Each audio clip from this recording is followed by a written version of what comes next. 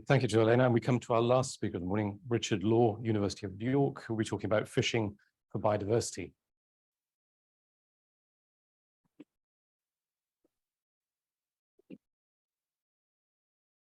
Yes, so I'm delighted in being a postdoc on the Pyramids of Life program. It's great fun. And I'm going to talk about what I see as being two kind of basic conflicting value systems in the context of fisheries. So this is conservation of the marine environment and the action of fisheries on it.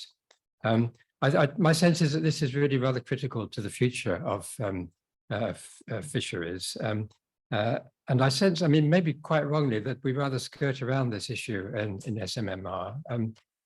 Maybe it just seems to be too intractable to kind of give ourselves kind of really focus directly on it.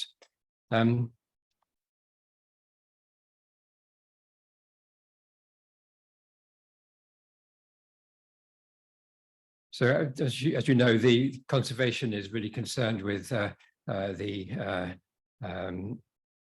ecosystems, marine ecosystems, and biodiversity is an important part of that. And they're thinking in terms of complex systems here.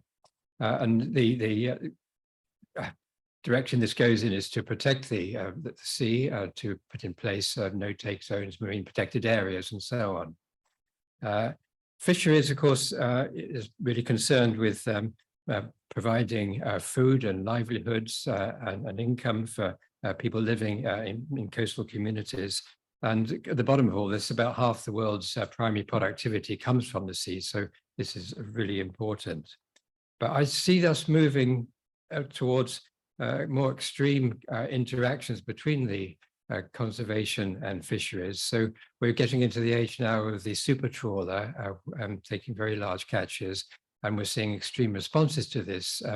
For instance, through Greenpeace dropping, I think, 8-ton boulders into MPAs in the North Sea to stop the trawling activities.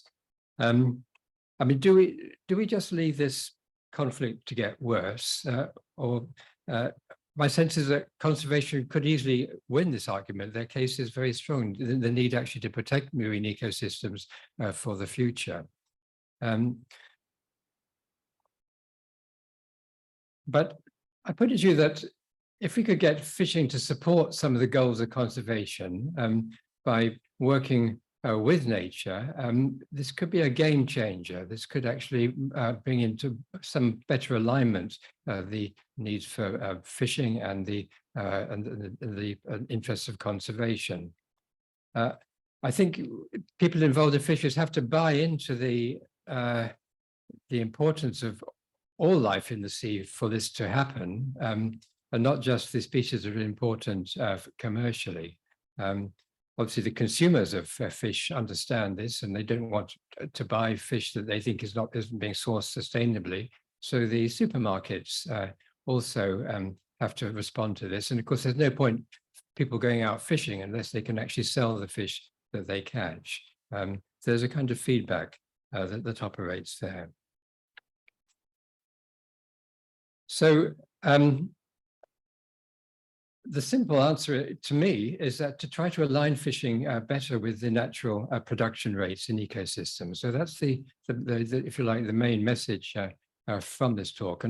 And you might ask why I think this would actually work. Well, it comes out of some work that recently published with Michael Planck in New Zealand. This is a modeling study based on dynamic size spectrum, but which is rather like the things that the Kennedys already talked to us about. Of course, one would prefer to be doing this experimentally, but we don't have the option for this, so modeling is about the best we can do.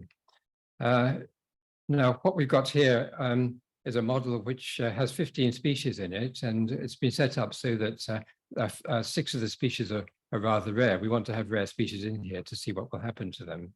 And at time 0 here, we've got if you like, a pristine system which is not harvested at all, and then we start fishing it.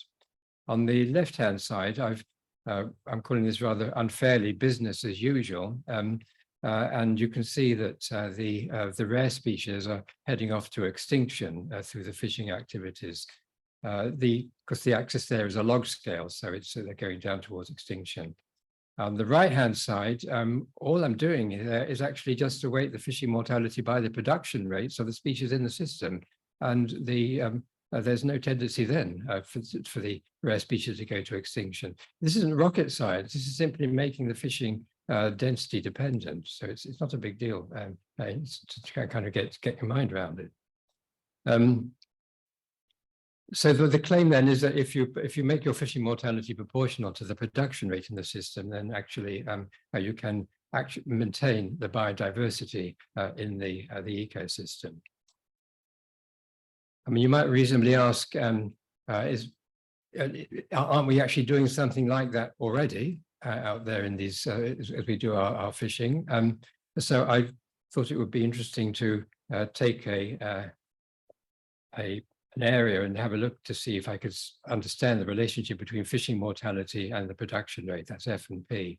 So this is area 7 that Kennedy has already talked to us about, and I'm using the IC survey trawls for this, which basically only deal with the demersal species. So I can't deal with the pelagics and the shellfish that Kennedy talked about, which are obviously very important in the system. And I'm aggregating data from 2011 to 2020 to get a good big sample of that. And I've taken the top 60 species, about 200 species altogether, but some of them are just too rare to be able to get the data on them. Of course, we need to know what we mean by production to do this, and there's various ways in which you can get at the production rate. It's going to be a mass per unit area per unit time, in some way.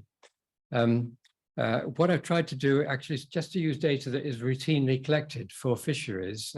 So I'm using the biomass that's coming out of these survey trawls, and then just getting a growth rate, a mass-specific growth rate from Bertalanffy growth equations. So that's there's nothing new needed for that. Before I show you the results from the fishing mortality, let me just show you what happens if you simply aggregate by body size, ignoring species. This rather unorthodox plot here is because I'm working in pyramids of life, and I have an obligation to produce pyramids to do this. But what it shows you is that the horizontal axis there is the log of the production rate, and the vertical axis is the fish length. But as you go up to larger fish, the production is falling by orders of magnitude. Basically, as you go from 25 to 50 centimeters, you're losing the 90% of the production. This has, of course, important implications for where we should be doing our harvesting, and it suggests we should be fishing low down if you're going to get be linking it to the production rate. And of course, in reality, we're working with an inverse pyramid when we're thinking about the food we actually eat. We eat more of the big stuff than the small stuff. What we're basically doing is focusing on the lions and tigers of the sea, things at high trophic levels as we do that. So far as the fishing mortality is concerned, related to the production rate, the horizontal axis, the first thing that's rather obvious is there's something seriously wrong with cod. That's fairly low production, but it's got a much higher fishing mortality than the other species. The second thing to take from this is actually there isn't really a relationship between the fishing mortality and the production rate. So it's not that there's we're on going down the right route. We're actually nowhere near it. It wouldn't just be kind of small changes that are needed. It's quite instructive actually to look at the relationship between the production and the yield. Yield is not quite what I got here. I'm just multiplying the fishing mortality by the biomass, but it will do for now. On the left-hand side, you've got you can just see what we're doing at present. On the right-hand side, I've multiplied the fishing mortalities by the production rates and pinned it to the most common species so that we don't get any overall major change in the amount of biomass being harvested. So those are the black circles. And you can see that things are not too bad up at the top right-hand side. But as you go to the rare species, they are subjected to much greater mortality, fishing mortality.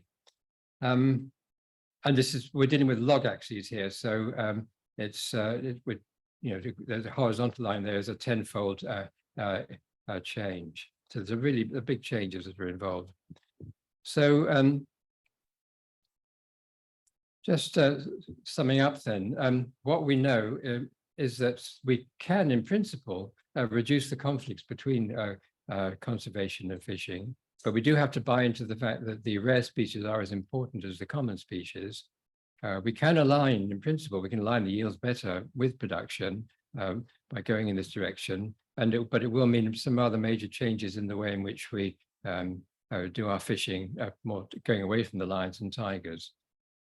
I think we have here a kind of a sort of harvest control rule for ecosystems. We can set the relative fishing mortalities across multiple species in ecosystems. And it's clear we have a long way to go if the Southwest fishery is anything to go by. And then just a little bit of wishful thinking at the end. I mean, I would like to see us moving away from the single species MSY to thinking about how to do the management at the ecosystem level. It didn't make much sense even for single species in my mind, but it certainly makes no sense at all when we're starting to deal with ecosystems. I think we should be moving towards certification of ecosystems as well as certification of stocks. We can come back to that in discussion. And I sort of dream of a future in which our children and grandchildren are living in a world where the seas are teeming with biodiversity, and we're still getting some yields from the system for fishing at moderate rates. That's all. Thank you. Thank you, Richard.